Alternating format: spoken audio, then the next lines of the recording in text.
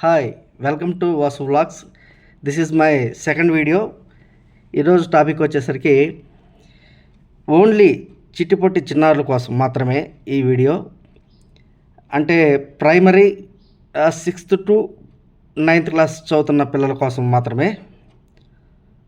అరే buddies and చిట్టి తల్లులు, మీకు ఒక సక్సెస్ సీక్రెట్ చెప్పనా? చెప్తే నాకేంటి, ఓకే? ఏమిస్తారు? ఐస్ క్రీమ్,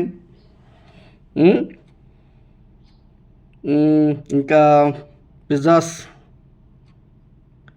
ఇస్తారా? Okay, joking. ఓకే, టాపిక్లోకి వస్తే మీ అందరికీ బాగా చదువుకొని మంచి మార్కులు తెచ్చుకోవాలని ఉందా? అయితే మీకు ఒకటి చెప్తా, అది ఫాలో అయిపోయి చెప్తా. ఓకే, వీడేంటి ఎంత బిల్డప్ ఇస్తున్నాడు, వీడు చెప్పింది ఎంత సింపుల్ దానికైనా దీనికి ఎంత బిల్డప్పా అని అనుకోవద్దు. ఎందుకంటే నిజం ఎప్పుడు సింపుల్గానే ఉంటుంది. కానీ దాన్ని ఫాలో అయ్యి చూడండి. ఫాలో అయ్యి చూస్తే రిజల్ట్ వచ్చాక మీకు అర్థమవుతుంది. ఓకేనా? ఓకే, టాపిక్లోకి వస్తే నేను చెప్పేది ఒకటే. ఏదేమైనా మీ క్లాస్ రూమ్లో టీచర్స్ చెప్పేటప్పుడు మీ మైండ్ మొత్తం ఆ టీచర్ చెప్పే లెసన్ పైనే ఉండాలి. ఫుల్ కాన్సన్ట్రేషన్గా వింటే, చెప్పేది ఫుల్ కాన్సన్ట్రేషన్గా వింటే మీరు సక్సెస్ అయినట్టే అక్కడ. అప్పుడు మీకు చిన్న చిన్న డౌట్స్ అయినా వస్తాయి.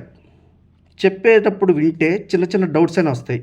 అవి విత్ ఇన్ మినిట్స్లో స్పాట్లోనే ఆ టీచర్ని అడిగి క్లారిఫై చేసుకోగలిగితే మీకు ఆ సబ్జెక్టు మళ్ళీ ఎగ్జామ్స్ జరిగేంత వరకు గుర్తుండిపోద్ది.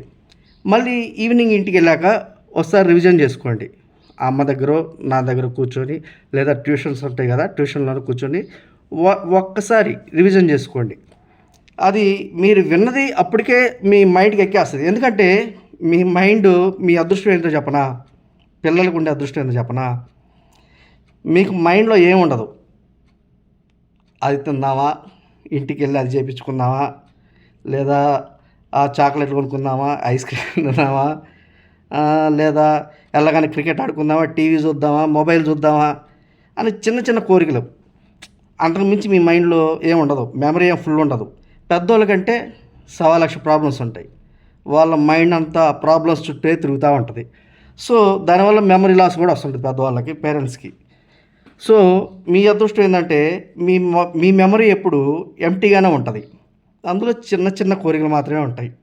సో అందుకనే టీచర్ చెప్పేటప్పుడు వినండి, ఫుల్ కాన్సన్ట్రేటెడ్గా వినండి. ఫస్ట్ ఆఫ్ ఆల్ వింటే మీరు అక్కడే సక్సెస్ అయినట్టు. సో ఆ తర్వాత ఇంటికి వెళ్ళిన తర్వాత మళ్ళీ ఒకసారి రివిజన్ చేసుకోండి.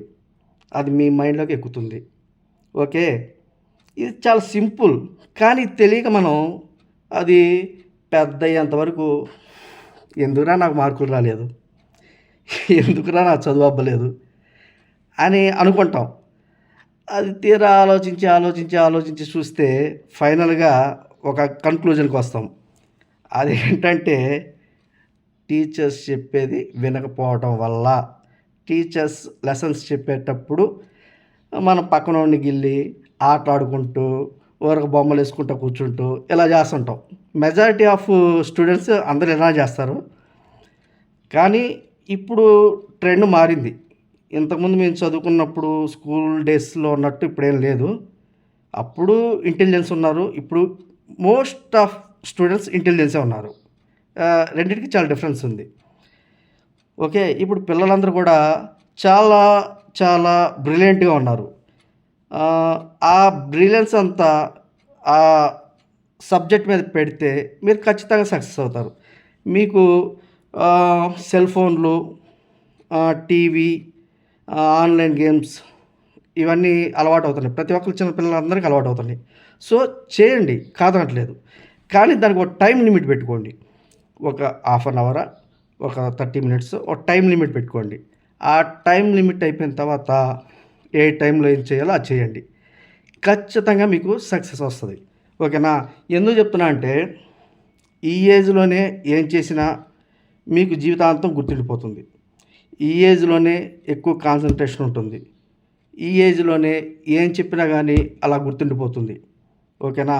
అందుకనే ఇక్కడి నుంచే బాగా చదవటం అలవాటు చేసుకుంటే మీ ఫర్దర్ స్టడీస్ అన్నీ కూడా అదే రీతిలో వెళ్ళిపోతాయి. మీకు అలవాటైపోతుంది. ఓకే. ఫస్ట్ ఆఫ్ ఆల్ వినటం అలవాటు చేసుకోండి.